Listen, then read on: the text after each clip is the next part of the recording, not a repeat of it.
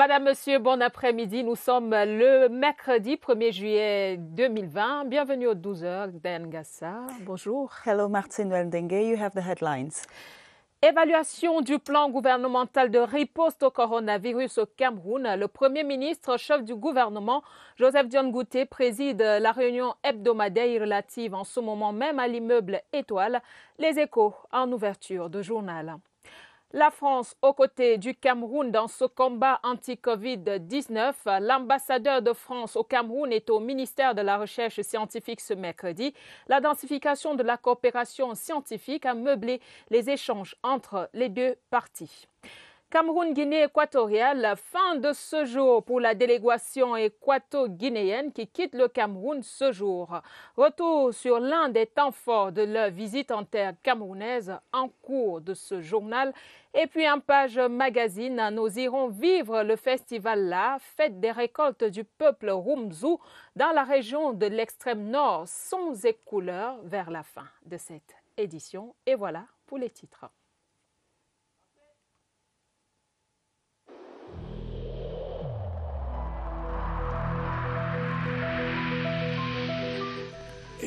In this connection, we should avoid stigmatizing.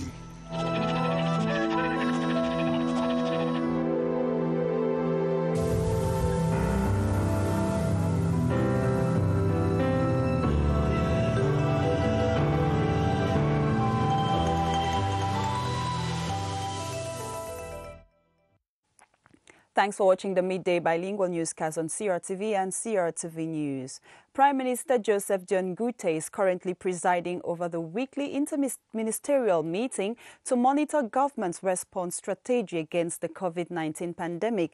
Exceptionally brought forward to Wednesday, this week's session focuses on modalities for the reopening of borders and the fight against COVID-19 and also the repatriation of Cameroonians stranded abroad. Let's now meet our correspondent Christian Che Atam standing by with updates. Good afternoon, Chris. Good afternoon. Today's interministerial meeting is a follow-up of topics which have been discussed before. Prime Minister Joseph Dione-Gouté and different ministers are looking at progress which has been made on topics which were discussed during the previous interministerial meetings. For today, the Minister of Transport is coming back on modalities which have been put in place to prepare for an eventual opening of Cameroon's air, land and sea borders which were closed since the mid of March. Another topic which has been an important point of discussion since the start of the pandemic in Cameroon is the production of drugs. In previous interministerial meetings, the Prime Minister, Joseph Dione-Gouté, has invited the Minister of Scientific Research, Madeleine Twente, to work on this. In today's meeting, the Minister of Scientific Research is bringing updates on what has been done so far to enable Cameroon produce drugs against COVID-19 right here in the country. The repatriation of Cameroonians who are blocked outside the country since borders were closed on the 18th of March is also being discussed here. The Minister of External Relations, Login Mbela, is presenting updates on measures being taken to fly in the third batch of Cameroonians into the country. Finally, as has been the case since the start of this pandemic, the Minister of Public Health, Manouda Malachi, is going to present an update of the situation in Cameroon so far. During previous meetings here at the Star Building, he disclosed that the point of focus now is to limit the number of deaths and the spread of the disease. Christian Che Atam, reporting from the Star Building for the Midday News. Vous regardez le 12h sur la CRTV. Madame, Monsieur, merci d'être avec nous. Lutte contre le Covid-19 et on prend la direction des services du Premier ministre où se tient la réunion hebdomadaire d'évaluation du plan gouvernemental de la riposte à la propagation du coronavirus. Au cours de cette réunion que préside le Premier ministre, chef du gouvernement Joseph Dione-Gouté, de nombreux sujets sont abordés, notamment l'ouverture des frontières, le rapatriement des compatriotes encore en difficulté à l'étranger et l'apport de la pharmacopée traditionnelle dans ce combat. Laurentine Bokono est en stand-by à l'immeuble Étoile. Bonjour Laurentine. 18 mars, 1er juillet 2020. Voici 3 mois et 2 semaines qu'a été rendue publique la décision de fermer les frontières maritimes, terrestres et aériennes. Leur réouverture aujourd'hui est conditionnée par la finalisation du protocole de gestion des vols internationaux. Où en est-on? La réponse avec le ministre des Transports, Jean-Ernest Masséna-Ngalé-Bibéhé, qui fait une communication sur cette problématique très complexe. À ce moment, le Cameroun prépare la 3e vague de rapatriement des compatriotes encore en difficulté à l'étranger. Le ministre des Relations extérieures, le jeune Bilingue, donne une communication sur la question. Celle-ci complexifie avec la récente décision des pays membres de l'espace Schengen d'interdire à certains pays l'entrée sur leur territoire. En dehors de ces 2 points qui vont de pair, le ministre de la Recherche scientifique et de l'Innovation, Madeleine Juillet, entretient la conférence interministérielle sur la contribution de la pharmacopée traditionnelle à la lutte contre le coronavirus. Et c'est tout à l'actif des personnels de santé qui œuvrent chaque jour à endiguer la pandémie dans notre pays. Ici, à l'immeuble Étoile, Laurentine Bekono, CRTV. COVID-19 continues to make headline news. In view of ameliorating management of the coronavirus pandemic in Cameroon, health experts are being trained as we speak in the South region. This is taking place in a 5-day workshop that officially opened yesterday in Bolova. The training organized by the Ministry of Public Health and the World Health Organization has brought together health experts from all 10 regions of Cameroon. Let's now meet Bernice Atabong with the details in the following report. The 80 health experts that are taking place in the workshop in Bolova are being drilled on the prevention, surveillance and data management of COVID-19 amongst other modules. The training is part of the government's strategy to decentralize the fight against the pandemic. Our target is to actually get to the operational actors. In the beginning, our strategy, we had people leaving the central level to go and investigate cases on the field. But with the decentralization and with the number of cases that we're having from everywhere, we want to capacitate proximity actors, that's the district, so that they can rapidly intervene and actually interrupt the transmission chain. Health officials say a rapid response to the coronavirus is fundamental in curbing the disease. To go fast is very important because the time of infections is very, very fast, and we have to follow these infections just to stop it at the right time and at the right moment everywhere we are in the country. Participants at the session are from 6 regions of the country. They say the training comes in handy. I've had more knowledge as to the different tools that are needed to collect adequate data for COVID-19. I think it will positively impact our response system. After the workshop, the health experts are expected to train medics in health districts across the country on the rapid investigation and intervention of COVID-19 cases. And over in the North region, foodstuff and health kits have been given to orphanages and other vulnerable structures, as well as 12 councils of Benue Division by Senator Hamidou Maurice.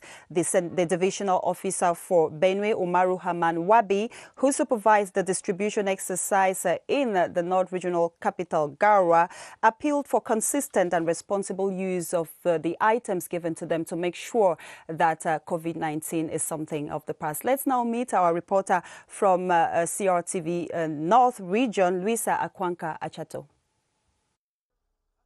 The Garwa main prison holds away with elation bags of maize and health kits offered by Senator Hamidou Maurice to buttress the combat against COVID-19. Its gratitude voiced by its administrator. That help will enforce our capacity to manage our prisons. Time is very difficult. Senator came and helped us. We are proud of that. Orphanages, student associations and other vulnerable structures within the city of Garwa, as well as all 12 councils of Benue Division, equally took possession of their gifts, totaling 5,500 items, including soap and water receptacles as well as face masks. Their judicious use prescribed by Benue Senior Divisional Officer, who oversaw the distribution exercise. Use them very well and to try to do better to put an end to this pandemic. The spokesperson of the member of the Upper House of Assembly echoed his inclination to complement the effort of the head of state, President Paul Biya, in eventually eradicating the no coronavirus from the North region and the country as a whole. La délégation équato-guinéenne conduite par le ministre de la Défense nationale vient de quitter le Cameroun à l'aéroport international de Yaoundé-Nsimalène. Avant ce départ, le ministre Léandro Bakale Congo a eu un échange avec son homologue camerounais Joseph Beti Assomo, qu'accompagnaient les secrétaires d'État à la Défense. Les deux hommes ont, dans une interview accordée à la presse, manifesté leur satisfaction après 2 jours de travaux intenses sur les modalités de collaboration et d'action commune à mener à la frontière pour renforcer les liens de fraternité et d'amitié entre les deux États. Des dons en kit sanitaire pour la lutte contre le Covid-19 dans 2 orphelinats de la ville de Yaoundé. L'association Humanitas Solidaris, en partenariat avec la délégation départementale du ministère des Affaires sociales pour le Mfundi, participe ainsi à la lutte contre cette pandémie. Ces kits sanitaires étaient accompagnés des denrées alimentaires. Je vous propose de suivre une responsable de Humanitas Solidaris qui revient sur la portée de ce geste. Michel Ndallet est au micro de Étienne Pascal Azegueux. Nous sommes là aujourd'hui à la Fondation FAC pour donner du sourire aux orphelins car ils ont besoin de nous. Et je convie tout le monde que aimer, c'est partager. Parce que le partage, c'est signe de reconnaissance. C'est toujours convié à tout le monde de le faire car nous avons besoin de nous.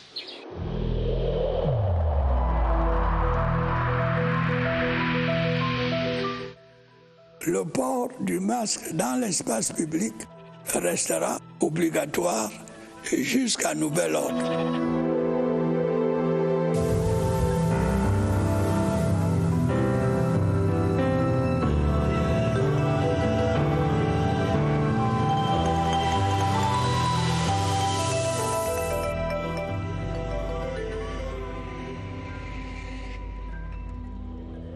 Lutte contre la pandémie à coronavirus, l'ambassadeur de France au Cameroun était au ministère de la Recherche scientifique ce matin. Son Excellence Christophe Guilou prenait part à une concertation scientifique présidée par le ministre de la Recherche scientifique, Dr Madeleine Tuenté. Il s'agit pour les 2 parties d'explorer les voies et moyens qui permettent de bénéficier d'une collaboration soutenue en ce qui concerne la fabrication de médicaments et de leurs dérivés, les tests, vaccins et autres médicaments améliorés. Question de renforcer les capacités du Cameroun pour une riposte efficace, efficiente contre la maladie à coronavirus et même les autres pathologies. La suite du journal avec vous, Diane Gassa. Yes, Martin Well, and we go over to the far north region of Cameroon where Miji Yawa Bakari, governor of that part of the country, visited some schools and examination centers yesterday to make sure that the examination process of the concours d'entrée en 6e and the common entrance examinations went hitch-free. As our regional correspondent Sylvester Atemkeng reports, the pupils are already eagerly waiting for their results. Let's have the report. To ensure the smooth conduct of the competitive entrance examinations into secondary schools in both the Anglo-Saxon and Francophone subsystems of education, Governor Mijawa Bakari undertook a visit to some examination centers. We make a contact. What you see is that measure that have been taken by the Prime Minister as far as COVID-19 is observed. People washing their hands, they wear masks, and they observe also social distancing in the classroom. The cue was taken by the regional delegate of secondary education, who visited GHS Congola, followed by GSS Codec, where he observed that directives from hierarchy were respected by the chiefs of centers. I think I have to say my great satisfaction. Measure concerning the health is very, very good because many things are available and no one is in lack of material. Same scenario took place at GPHS Marwa, Lycée Classique, among others, where the pupils equally expressed satisfaction. I wrote very well. The exam was very nice, and I'm sure that I will pass my exam. I wrote English and mathematics. I wrote very well. I think that I will pass. The candidates are impatiently awaiting the eventual publications of the results that will open to them the doors of secondary education. And we now move over to the southwest region to see exactly how the exams went on in that part of Cameroon. Class 6 pupils and their peers of cours moyen deuxième année in the southwest region yesterday took in their common entrance and concours d'entrée en sixième went on hitch-free. School authorities ensured that the examination processes went on with the respect of the COVID-19 measures put aside to fight the COVID-19 pandemic. Details with Tanjong Lewis Agbo. Over 11,000 pupils sat the common entrance examination and concours d'entrée en sixième across the region. This started with the first paper of the day, which is Mathematics Paper 1. In the various centers in the regional capital, Buea, all barrier measures prescribed by government, such as social distancing, the wearing of face masks, and others, were respected. When you enter all the classes, all the children are with their masks. They are with their masks on, and actually we have buckets outside. There are buckets outside, wash hand points. We have soap, we have sanitizers, everything is there, put in place. And inside the classes, you will see we have put the 25 children per class, so that because of social distancing. I came here with my two candidates.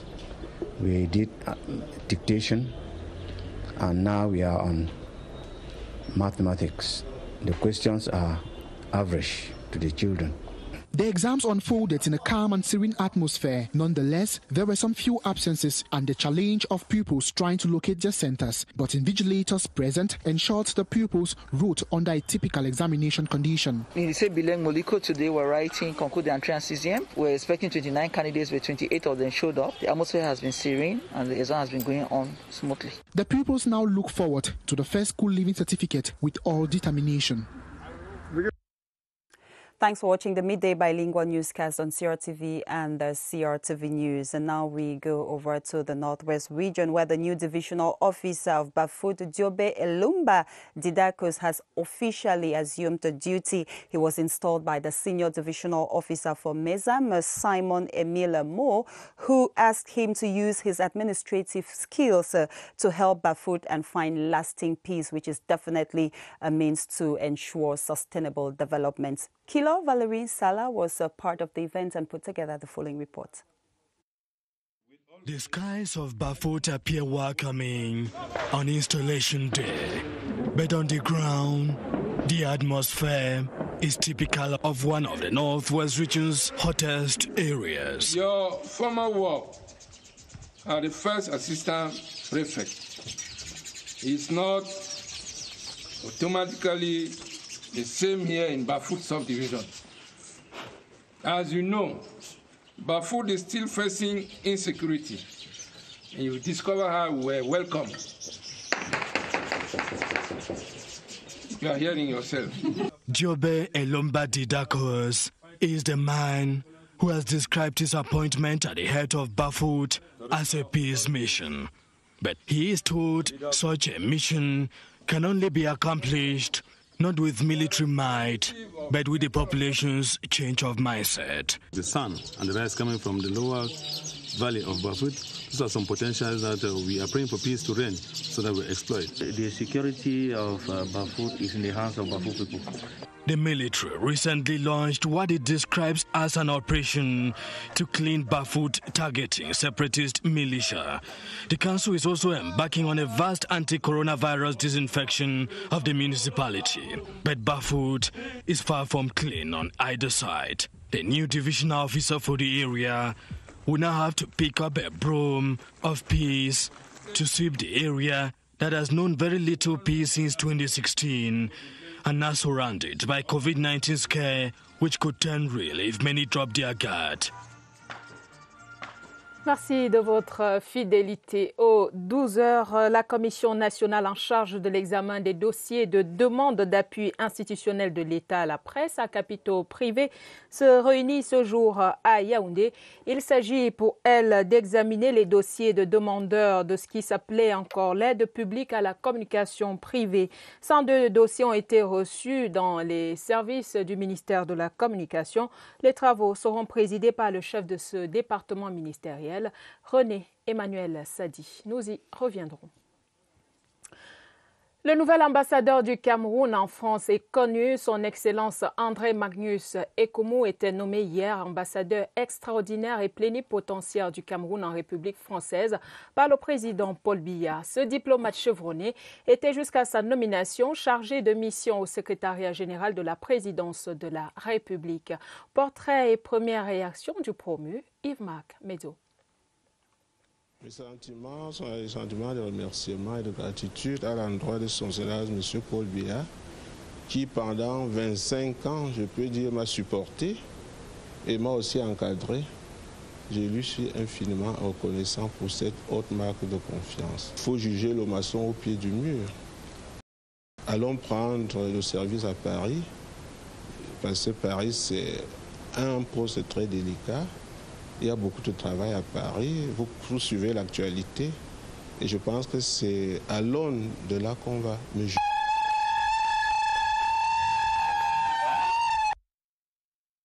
C'était donc la réaction, la toute première de l'ambassadeur, du tout nouvel ambassadeur du Cameroun en République française, son Excellence André Magnus Ekoumou, réaction recueillie par Yves-Marc Medio. La commune de Bangassina, dans la région du centre, tenait récemment une session ordinaire de son conseil d'administration. La problématique du développement de cette unité administrative a été évoquée. Les comptes administratifs et de gestion 2019 ont été adoptés. Richard Atangana-Obama de CRTV Centre nous en dit plus. Construction des points d'eau potable, reprofilage des pistes communales et la poursuite des travaux de construction du nouvel hôtel de ville sont autant de réalisations de l'exercice 2019 dont le compte administratif a été adopté au cours de ces travaux. Après examen des documents comptables, il ressort que le budget initial de 2019 a été réalisé à hauteur de 54%. Le compte administratif de Bangassina est croissant chaque année. Quand je prenais la commune de Bangassina, le compte administratif était de 170 millions. Aujourd'hui, je suis à 611 millions. L'hôtel de ville de Bangassina, j'ai saisi le ministre du marché public. Pour le gré à gré, on a connu des problèmes. Mais le ministre nous a accordé le gré à gré et le marché est relancé. Ça veut dire que d'ici 2 ou 3 mois, 4 mois, les travaux vont finir. Parce que le prestataire s'est engagé à libérer l'hôtel de ville à 3 mois. Au cours de ces assises, le préfet du Mbambekim, Irené Galimgon, a engagé les conseils municipaux à travailler en synergie afin de relever le défi commun du développement de Bangassina. Dans le cadre de l'opération, un conducteur de moto-taxi, un permis de conduire initié par la municipalité après examen. Le précieux sésame a été officiellement remis aux candidats admis. Le groupement des femmes d'affaires du Cameroun vient de tenir une réunion d'évaluation de ses 10 délégations régionales. C'était à son siège ici à Yaoundé.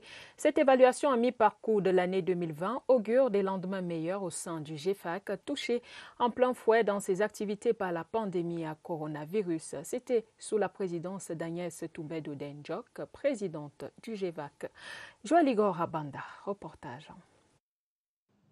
Parmi les recommandations émises au cours de cette réunion à mi-parcours de l'année 2020, le groupement des femmes d'affaires du Cameroun indique la mise sur pied des ateliers de formation des jeunes filles dans les secteurs des technologies, de l'information et de la communication, de l'industrie de l'habillement et autres. Il est question de voir, pour celles qui n'ont pas d'idées, on essaie de changer pour donner des nouvelles idées aux autres.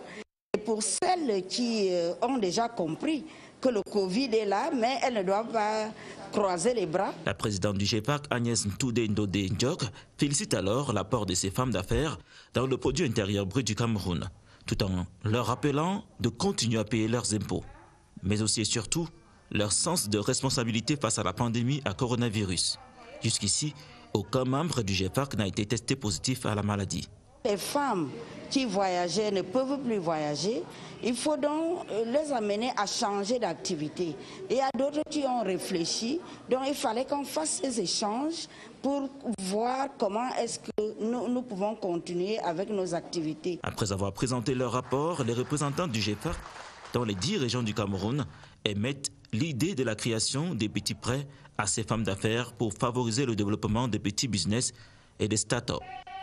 L'Assemblée générale du groupement des femmes d'affaires du Cameroun, GFAC, est annoncée dans les prochains jours. And our feature story this afternoon takes us to the far north region, precisely in the Rumzu village, to witness the La Festival, an interesting cultural display which brings sons and daughters of that part of the country together, not only to showcase their rich cultural heritage, but also to thank God for the wonders in their land. And also you will notice that some guests, like Nigerians present at the event, were marveled by the colorful display. Let's watch this report as our tourist guide this afternoon, Melanie Mafisa, takes us there. Rumzu, a village in the Mayo-Tanaga division, far north region, is blessed with a good number of tourist sites and a rich culture. The La Festival, which usually takes place in the month of January, with the primary purpose of bringing sons and daughters of the village together, showcase your cultural dance and to thank God for a successful harvest throughout the year. With the coming of the new year, we thought it necessary to organize a festival and also to bless our children who are going to school and to thank God for a successful harvest. The festival also served as a platform for the inhabitants of the young generation, who are also supposed to continue with the custom and tradition. I am very happy to be inserted today. It is part of a tradition, and to become a Mari, you must join this culture. Neighboring Nigerians who took part in the festival were also pleased with what met your eyes and ears. I came here in Rumzu to attend this festival because it is our father's festival, or with the remembrance of our parents. The La Festival is now expected to strengthen the bond amongst the people of Rumzu, as well acts as a vector of development. Beautiful images there from the far north region of Cameroon. And we now talk sports in this newscast to say that it's official. The 2020 African Nations Championship CHAN that Cameroon was to host in April this year has been postponed to January 2021. Similarly, the 2021 African Cup of Nations, initially scheduled for Cameroon, has also been pushed forward to 2022. These decisions were arrived at yesterday by members of the Executive Committee of the Confederation of African Football, CAF, via a video conference as they discussed the way forward for African football affected by the deadly coronavirus pandemic. Baldwin Sama now comes back to some of the major resolutions taken at the meeting in the following report. The wait to see Cameroon host two great football competitions will have to persist, as the devastating effects of the ongoing COVID-19 pandemic will see an entire nation's quest to thrill the world with two successful organizations pushed to 2021 and 2022 respectively. Meeting this Tuesday through video conference, Executive Committee members of the Confederation of African Football decided to postpone the 2020 African Nations Championship that Cameroon was due to host in April this year to January 2021 due to the COVID-19 spread. The biggest football competition on the African continent, the Africa Cup of Nations, initially to take place in January and February 2021 in Cameroon, has been pushed forward to January 2022. The dates of these tournaments and the remaining qualifying matches will be communicated in due course. CAF Executive Committee is satisfied with Cameroonian authorities for the commitment towards hosting these two competitions. CAF's Executive Committee members equally decided that the semi-final of the CAF Cup this year will be played in a single match in Morocco, with the final still in Morocco. Worthy of note is the fact that the 2020 Africa Women's Cup of Nations, previously programmed for November this year, has been cancelled, paving the way for the launch of a new competition, the Women's African Champions League in 2021. The 2020 CAF Awards have equally been cancelled, and CAF has decided to increase their support to member associations to help mitigate the ongoing COVID-19 challenges. These decisions by CAF Executive Committee members this Tuesday put an end to widespread speculations on the future of African football and sets the stage for preparations ahead of these tournaments. With that good news, we put an end to this edition of the Midday Bilingual Newscast. Thanks so much for your kind attention. Take the appointment tomorrow at exactly midday. Martin and I will be back to serve you. Goodbye, Martin. À demain, Diane Gassa, Madame, Monsieur, merci de nous avoir regardés. À demain, 12h.